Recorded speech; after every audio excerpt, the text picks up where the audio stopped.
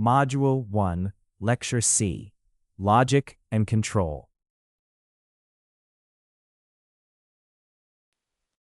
By the end of this lecture, you will be able to construct conditional statements that classify engineering situations, use loops to repeat calculations across small sets of process data, and trace program flow to find and correct simple logical errors. Conditional rules, basic condition checks. In Python, basic condition checks let a program decide what to do by testing whether something is true or false. In engineering, this often means comparing a measurement to a limit or checking whether a device is in the expected state.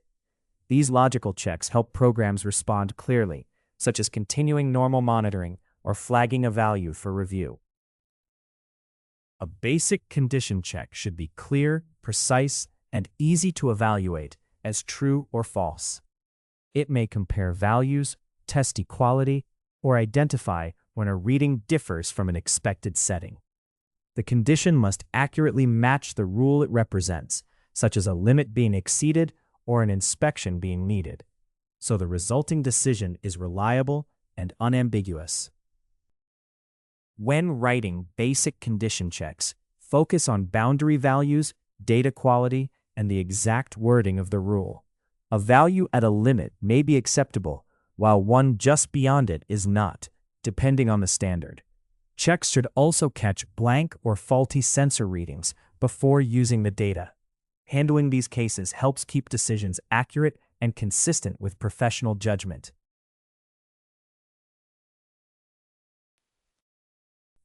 Python code, basic condition checks. Basic checks turn engineering rules into true or false comparisons, but the meaning of boundary values must be interpreted carefully. The system's current process temperature is set at 82 degrees Celsius, while the maximum safe limit is 85 degrees Celsius. This limit helps ensure the process stays within a safe and efficient operating range. The process compares the current temperature with the maximum allowed limit. If it is within the limit, the status is marked acceptable. If it exceeds the limit, the status is marked as needing review.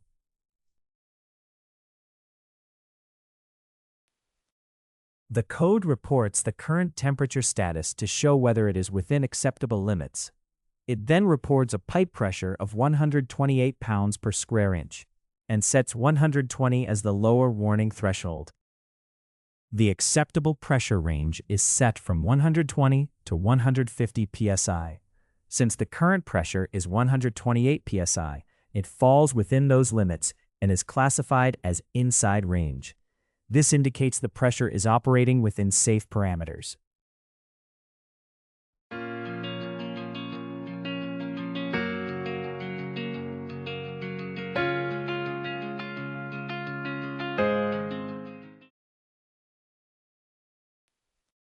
The code first reports the current pressure status, then checks whether the sensor is online. Since the sensor is marked as operational, the resulting message says monitoring should continue. If the sensor were offline, the message would instead recommend pausing the analysis.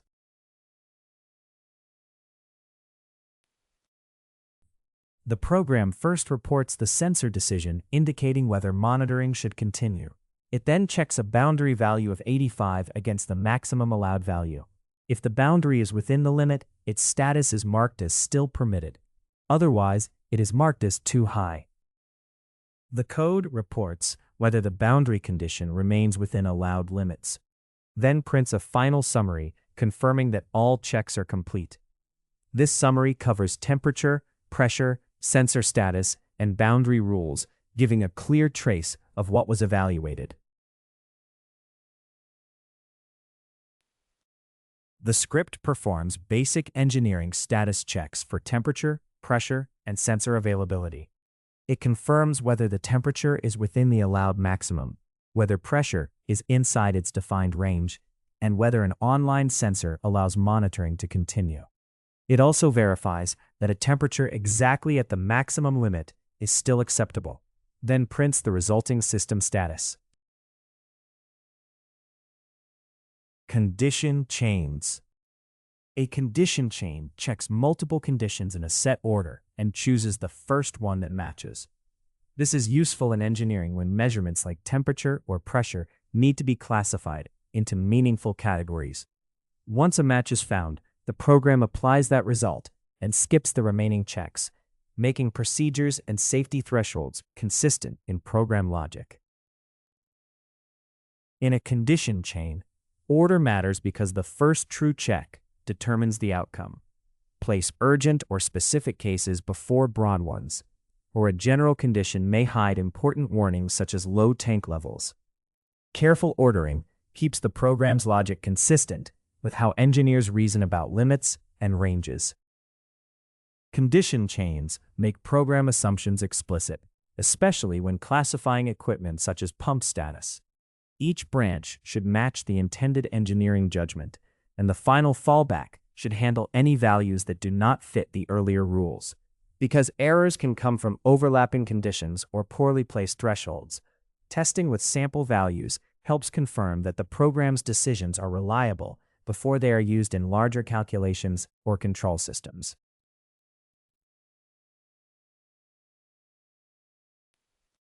Python code. Condition chains. Classify process readings with ordered condition chains, checking the most specific cases before broader ones. Trace a few sample values to confirm that boundary cases are handled correctly. A list is created to store several tank level measurements in feet. These sample values represent different liquid levels and are used to test how the tank status will be classified.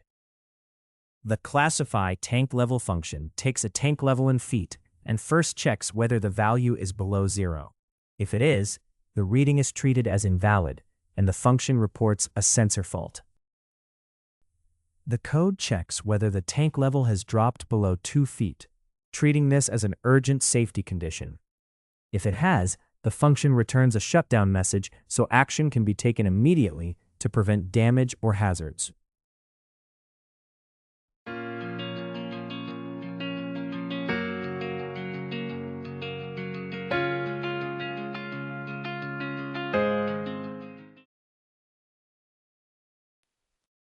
After ruling out a critically low tank level, the function checks whether the level is below 5 feet. If it is between 2 and 5 feet, the function returns a low-level warning, meaning the tank is not in immediate danger but still needs attention. This part of the function checks whether the tank level is in the normal operating range. If the level is 14 feet or lower, it is classified as normal, meaning the reading is safe and typical for the system. This part of the function handles tank level readings that are above the normal range. If no earlier condition applies, it returns a shutdown message because the tank level is too high. This provides a safety response for excessive readings. The code prints a trace table header to introduce the tank level classification results. It signals that the following output will show how each measurement is categorized using the script's condition chain. Each tank level measurement is checked in turn using a classification function. The function assigns a status label such as normal operation or shutdown required, and that label is saved for later use or display. The code displays each tank level reading along with its classification. Each level is shown to one decimal place, followed by the label returned by the classification function, making the status of each measurement easy to read. We test the tank level classification function with a value of 14 feet to check its behavior at the edge of the normal range. This confirms that the boundary value is handled correctly and classified as normal operation. The code tests how the classification function handles a tank level of 14 feet, which is a boundary value. It prints the level and its label to show whether that value is considered within the normal operating range.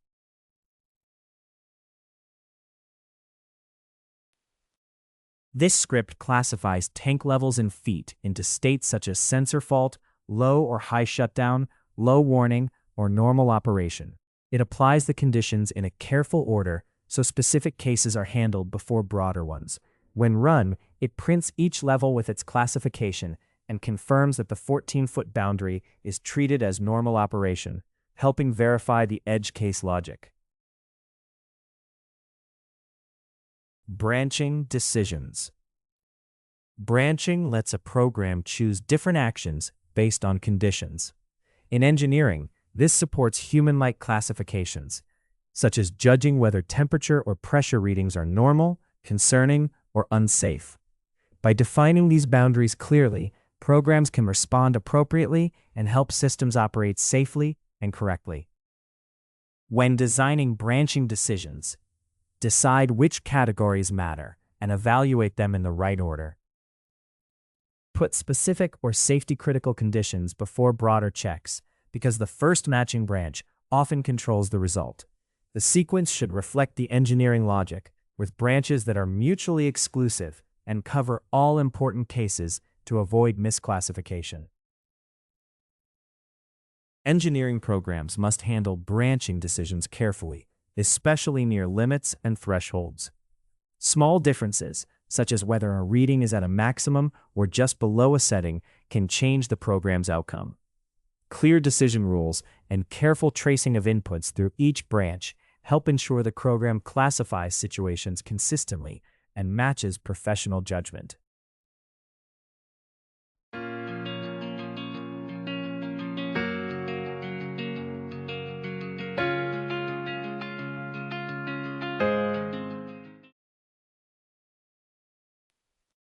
Python code branching decisions. Branches turn process readings into actions, and the order of thresholds determines the final choice. Pay close attention to boundary values, because small differences at those limits can affect engineering decisions. The script starts by setting up a list of Celsius temperature readings. These sample values will be used to classify each reactor's operating status based on temperature, making it easy to process each reading in turn. We create labels for each reactor, so the temperature results are easier to read.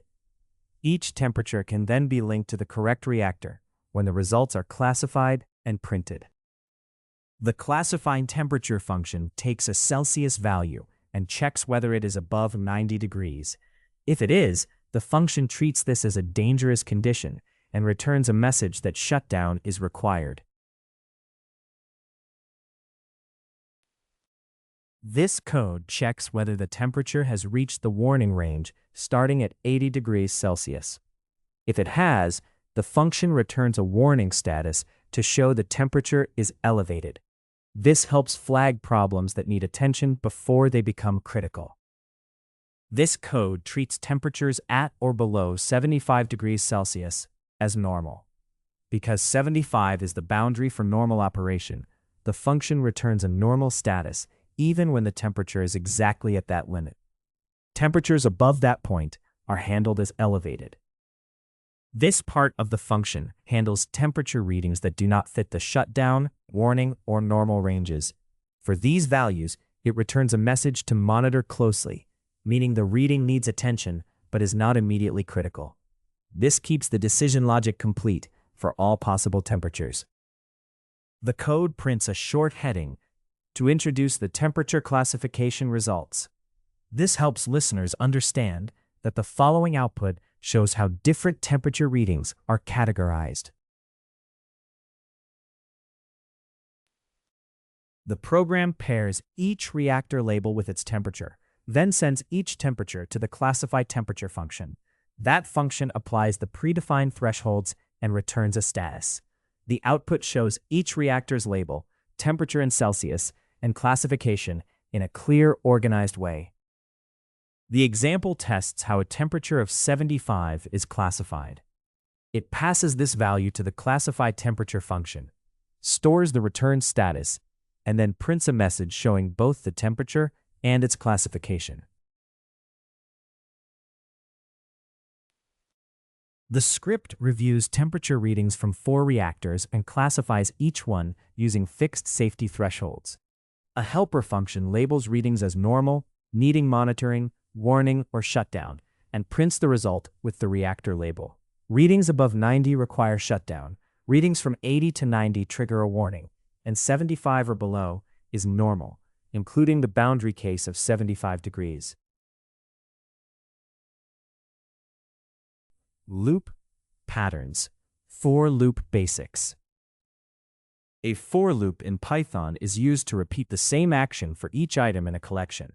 In engineering, this is useful for processing data such as readings, samples, or measurements in a consistent way.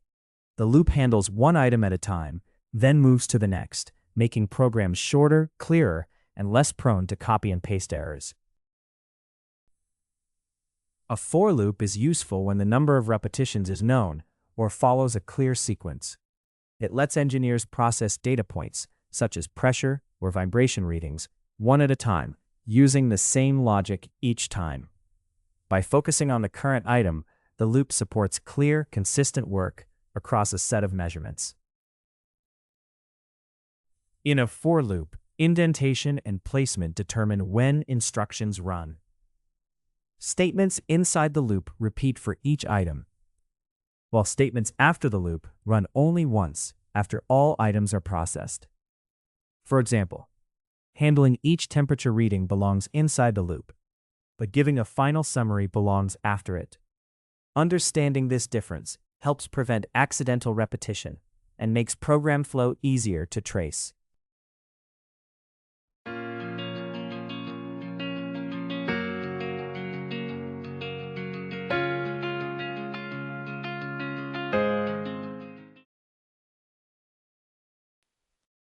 Python code. For loop basics. A for loop repeats the same work for each reading. On each pass, the current item is assigned to the loop variable, and indentation shows which actions repeat. We create a list to store temperature readings in Celsius. This keeps the measurements organized so they can be processed in a loop, such as checking whether any reading goes above a set limit. The acceptable temperature limit is set at 80 degrees Celsius. Each reading can be compared with this threshold to decide whether it is within the safe range or too high. Begin by setting the high count variable to 0. It will track how many temperature readings are above the upper limit, so starting at 0 ensures the count reflects only the high readings found during the loop. Each temperature reading is compared with the allowed upper limit. Readings at or below that limit are marked acceptable, while higher readings are marked too high. This identifies which temperatures exceed the safe operating range. This code checks whether the current temperature reading is too high. When it is, it increases the high reading count by 1, so only readings above the acceptable limit are counted. For each temperature reading, the code displays the value and its classification, showing whether it is within the acceptable range or too high. After the loop finishes, the code reports how many temperature readings were above the acceptable limit. It compares that count with the total number of readings to show how often the threshold was exceeded. This gives a quick summary of overall temperature performance. This script checks a list of temperature readings against an upper limit. Each reading is labeled as acceptable or too high, and any reading above the limit is counted. After processing the list, the script prints each result and reports how many readings exceeded the limit out of the total. While loops. A while loop repeats a task only while a condition remains true, rather than for a fixed number of times. It checks the condition before each cycle and stops as soon as the condition is no longer met. This makes it useful for engineering simulations and data processing, where actions such as heating or pumping should continue only while the system state requires them. A while loop needs a clear starting state, a meaningful condition, and a change during each run that moves it toward ending. Without that change, the loop can become infinite and make the program get stuck. In practice, this often means updating a value, changing a counter, or recording an event, such as recalculating temperature until a cooling process reaches its target. While loops are useful for repeating tasks until a logical stopping point, but they must be designed carefully. A condition that is too broad can make the loop run too long, while one that is too narrow can make it stop too soon or not run at all. To avoid errors, mentally trace the first few repetitions. Confirm that values change as expected. And consider edge cases, such as inputs that already meet the stopping condition.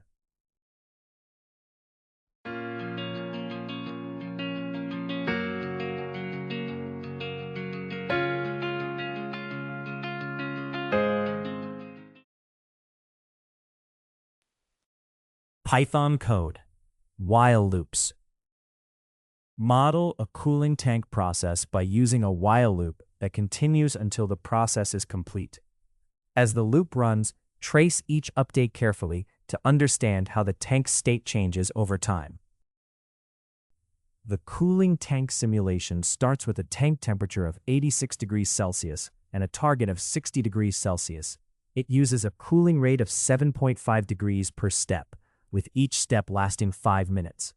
These values define the basic conditions needed to model how the tank cools over time. The cooling process begins by setting the elapsed time and step count to 0 so the loop can track its progress. A maximum step limit of 10 is also set as a safety measure, ensuring the process stops after a fixed number of iterations, even if the target temperature is not reached. The process begins by announcing that cooling is starting to bring the tank temperature into a safe range. It then shows the tank's initial temperature to 1 decimal place, giving a clear starting point for monitoring the cooling process. The loop runs only while the temperature is still above the target and the step limit has not been reached. On each cycle, it records 1 more cooling step and adds that step's duration to the total elapsed time. The code simulates cooling by lowering the temperature by the cooling rate at each time step. It then reports the step number and updated temperature, rounded to 1 decimal place, so the cooling progress can be tracked. After the loop ends, we identify why it stopped. If the current temperature is at or below the target, the process stopped because the target was reached. If the temperature is still too high, it stopped because the safety limit was reached, preventing the loop from running indefinitely.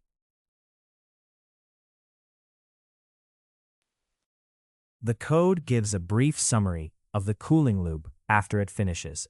It reports how long the loop ran and explains why it stopped, such as reaching the target temperature or hitting the safety limit. This script simulates a tank cooling from 86 degrees Celsius toward a target of 60 degrees. The temperature drops by 7.5 degrees every 5 minutes, and the loop stops when the target is reached or after 10 steps for safety. It reports the elapsed time and whether cooling succeeded or the step limit was reached. Accumulating process values. Loops are important in engineering and scientific computing because they let a program combine many measurements into one result, such as a total or an average. As the loop processes each data point, it updates a running total called an accumulator. This automates repeated calculations, making them consistent, efficient, and less prone to fatigue than doing them by hand. Accumulation means keeping a running summary as a loop processes data, starting from an initial value, such as 0 or a baseline extreme. The accumulator is updated as needed, such as adding readings to a total, counting values above a threshold, or replacing the current maximum when a higher value appears. These simple patterns turn raw measurements into useful summaries for engineering decisions. Design accumulation patterns carefully so the final result truly summarizes the data. Avoid resetting the running total inside the loop, updating it under the wrong condition, or starting with a biased initial value, especially when finding extremes. A useful check is to explain the loop's logic in plain language, making sure the accumulator's purpose is clear from start to finish.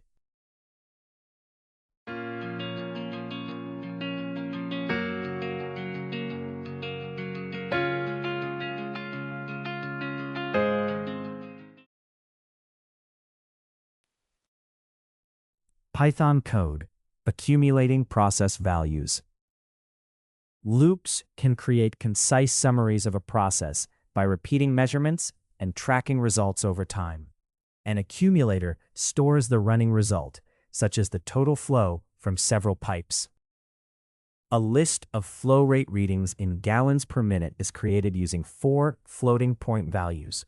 This provides precise data that can be accumulated and analyzed in later steps.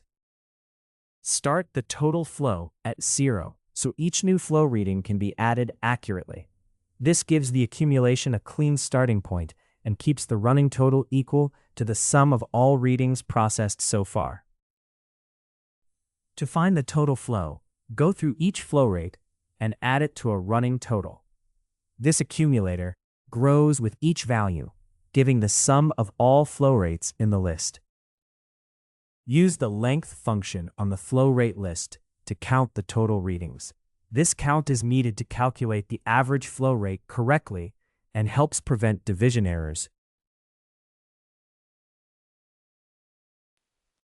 To find the average flow rate, divide the total accumulated flow by the number of readings. The result, measured in gallons per minute, summarizes the overall flow behavior. Begin by setting the high flow counter to 0. This counter tracks how many flow readings are above 20 gallons per minute, so starting at 0 ensures only readings that meet the threshold are counted. The process checks each flow rate and counts how many are greater than 20 gallons per minute. Each reading above that threshold increases the high flow count, giving a simple way to track high flow events. The output presents the flow readings, then summarizes them by showing the total flow and the average flow, each rounded to 1 decimal place for clarity. It also counts how many readings are above 20 gallons per minute to highlight high flow cases. The accumulator is explained as the running total that represents all flow entering the tank. The script analyzes flow rate readings in gallons per minute by adding them to get the total flow, then dividing by the number of readings to find the average. It also counts how many readings are above 20 gallons per minute. When run, it displays the original readings, the rounded total and average flow, and the number of readings above the threshold. The accumulator represents the total flow entering the tank. Debugging logic. Trace program flow. Trace programs with a small dataset and a clear expected result. Following each value through the logic helps reveal errors that do not crash the program but still produce wrong output. This is especially important in engineering, where incorrect counts or skipped values can affect technical decisions even when the code runs successfully. When tracing a program, follow its actual state step by step rather than what you expect to happen. Watch how values change, when loops begin and end, and how conditions are evaluated with the current data. Because programs run sequentially, narrating the flow in simple terms can reveal where the logic differs from your intention and help you find errors.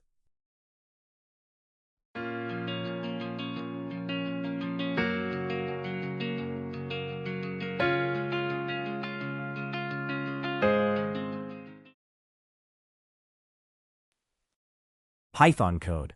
Trace program flow. Trace how the program classifies pressure values as it runs. On each pass through the loop, one counter is updated, and the printed trace helps reveal a logical error in the classification process. A list is created to store 4 small pressure readings measured in pounds per square inch, or PSI, 48, 52, 75, and 91.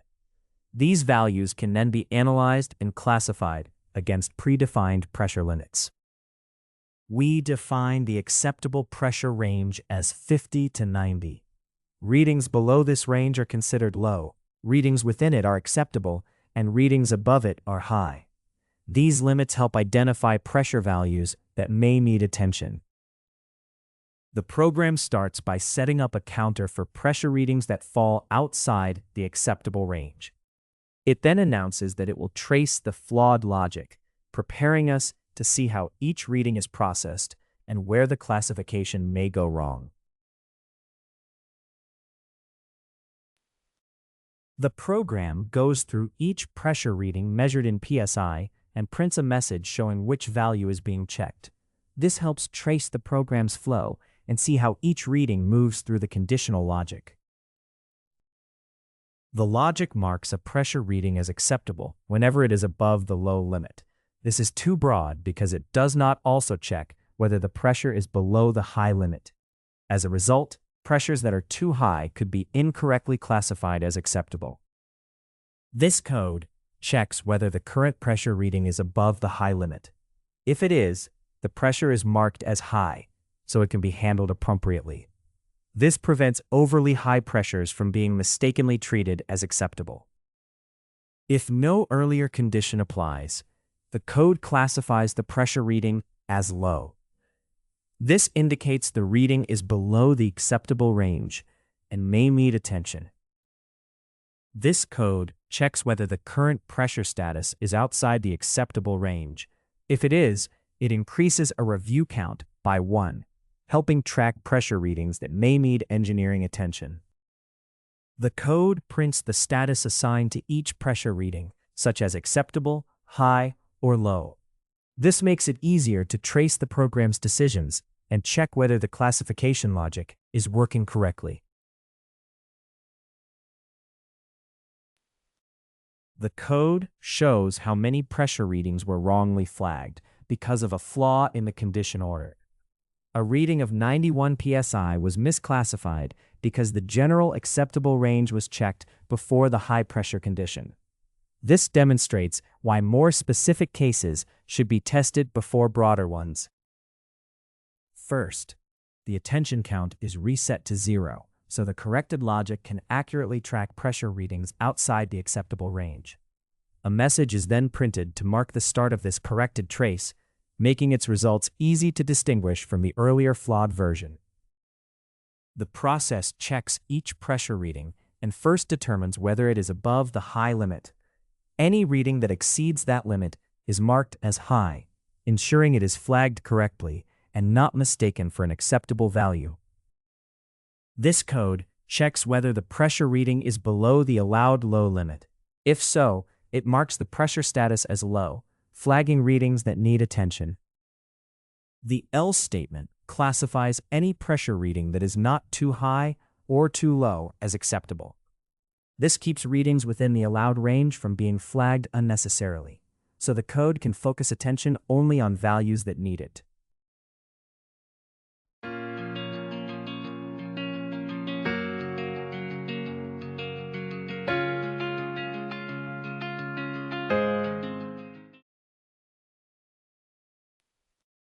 When a pressure reading is not marked acceptable, the attention count increases by 1. This count tracks how many readings are outside the acceptable range and may need engineering review.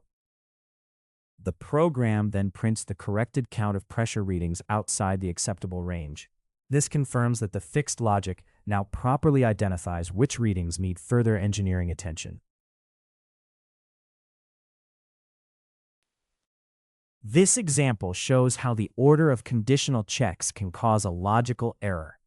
The first version classifies any pressure above the low limit as acceptable, which incorrectly allows readings above the high limit, such as 91 psi.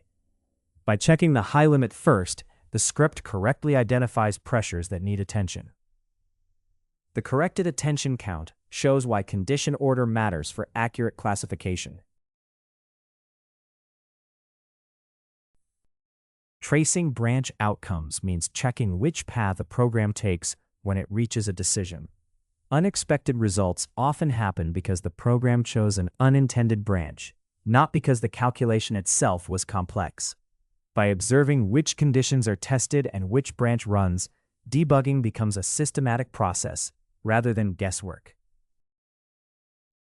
To trace branch outcomes effectively, test inputs near important category boundaries, such as engineering limits or tolerance thresholds. Values at and around these limits can reveal whether the program's conditions match the intended real-world rules. Misclassifications often point to comparisons that are too strict or conditions in the wrong order. When tracing conditional branches, remember that many languages run the first true condition and skip the rest. This matters when conditions overlap, because a broad check placed before a more specific one can prevent critical logic from running. Tracing each possible outcome helps you see which condition triggers first and whether the ordered structure matches real scenarios.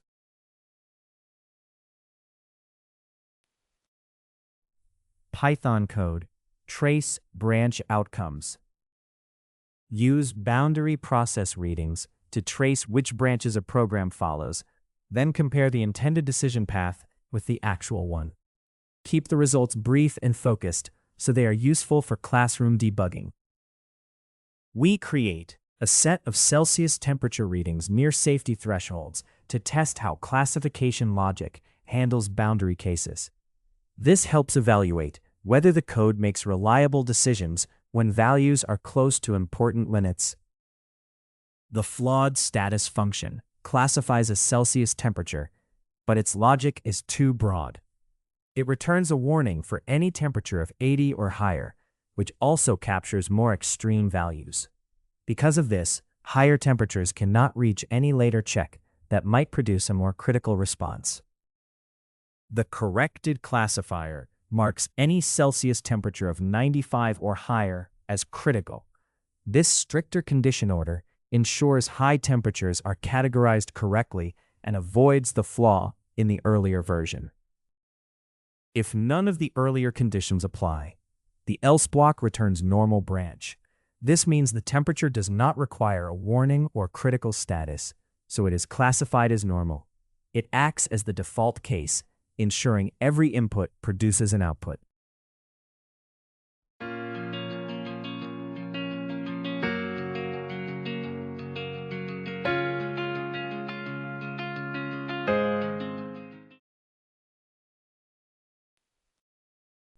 The corrected status function classifies temperature readings by checking the most serious case first. If the Celsius temperature is at least 95, it returns the critical branch label. This ordering fixes the earlier logic problem by ensuring critical readings are not accidentally handled as a less severe category. This code checks whether the Celsius temperature is at least 80 and then returns a warning result. It is part of a flawed classifier because its conditions overlap, so the order of checks can cause the wrong branch to run. As a result, temperatures that should be classified as critical may be labeled only as warnings. The else block provides the default outcome by returning normal branch when earlier conditions are not met. This means the temperature is treated as normal, ensuring the function still gives a valid result for unexpected or edge case inputs. The code prints a trace table header that labels columns for Celsius temperatures and the branch results from both a flawed and corrected classifier. This prepares the table to compare how each classifier handles the same temperature data. We go through each temperature reading and use the flawed status function to assign it a branch based on its threshold logic. That branch result is saved so it can later be compared with the corrected version. The corrected status function takes the current temperature and classifies it as critical, warning, or normal. It checks the critical condition first, so the more serious case is handled before any overlapping warning condition. The chosen result is then saved as the corrected branch.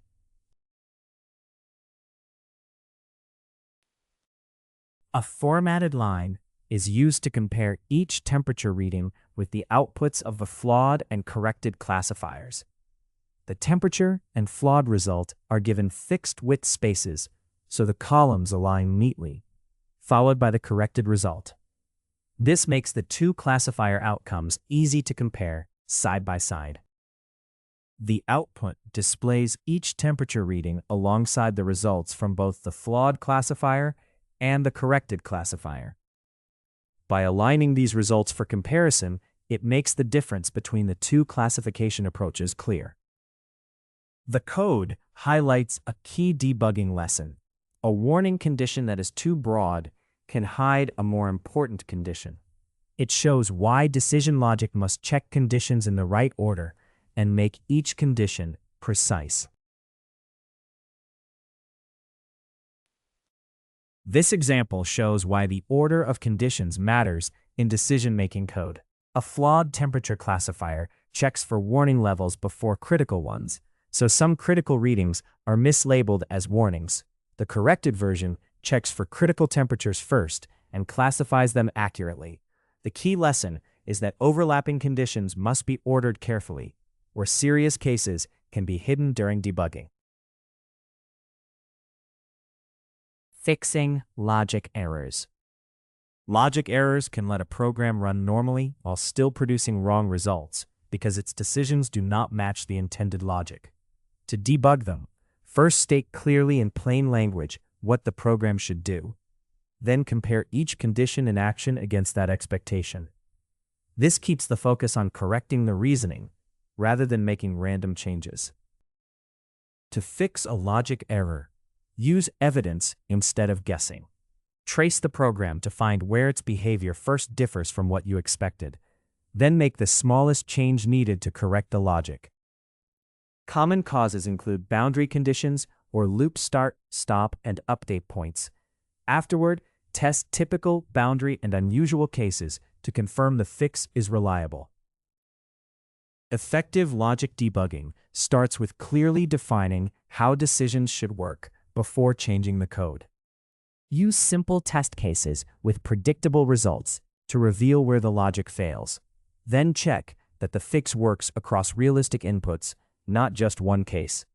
Good debugging combines careful observation, precise changes, and verification that the program matches the intended real-world process.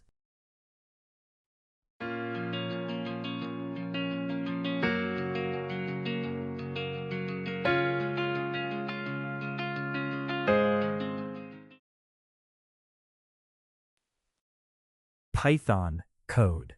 Fixing logic errors. Debugging logic is about checking what a program does against what it should do. Small engineering examples help make errors easier to see, and boundary tests are especially useful for exposing flawed reasoning. We define a set of flow rate readings in liters per minute to test how labeling functions behave. The values cover typical cases and key boundaries, including readings just below, exactly at, and just above important thresholds. Before coding, we define the expected labels for each flow reading based on the rules for classifying flow rates. These labels, such as low, normal, and high, provide a benchmark for the program's output. By comparing the actual results with these expectations, we can check whether the program behaves correctly and spot any errors. The buggy label function marks a flow rate as high when it is at least 120. This is incorrect because the intended rule should not treat the boundary value of 120 as high. The logic labels a flow rate as low when it is below 80. This correctly marks readings under the lower boundary as low flow rates. Any flow reading that is not marked high or low is classified as normal. This catch-all step covers values within the normal range and ensures the function handles every input. This function labels a flow rate using a simple rule. If the flow rate is greater than 120, it returns high, marking values above the upper limit as high. This part of the function checks whether the flow rate is below 80. If so, it labels the reading as low, marking values that fall under the lower boundary. This part of the function labels a flow rate as normal when it falls within the allowed range, including the lower and upper limits. Only values strictly above the upper limit are considered high. and only values strictly below the lower limit are considered low.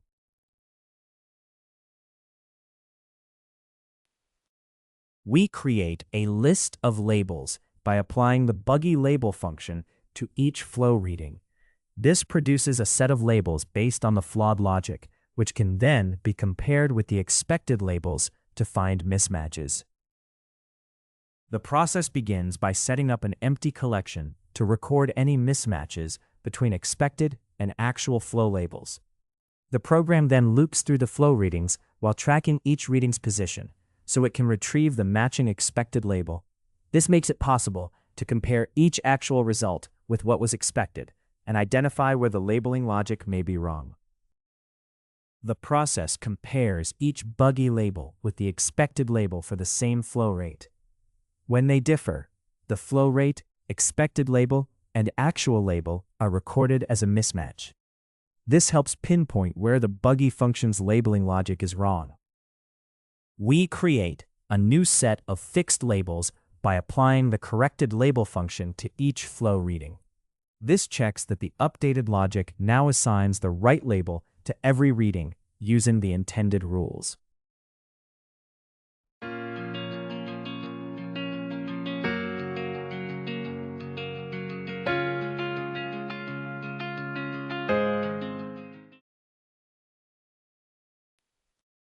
The output compares the original flow readings with the expected labels and the labels produced by a buggy function. Any mismatches reveal where the logic fails.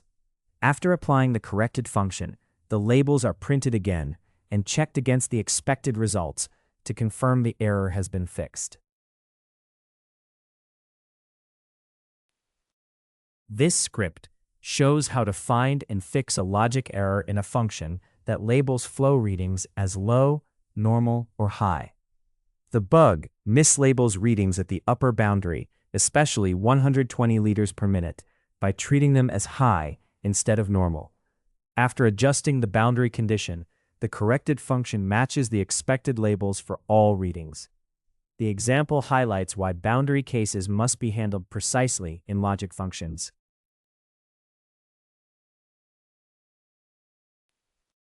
In this lecture, you learn to construct conditional statements that classify engineering situations, use loops to repeat calculations across small sets of process data, and trace program flow to find and correct simple logical errors. In the next module, Module 2, we will go over data structures. Thank you for your attention. See you all in the next lecture.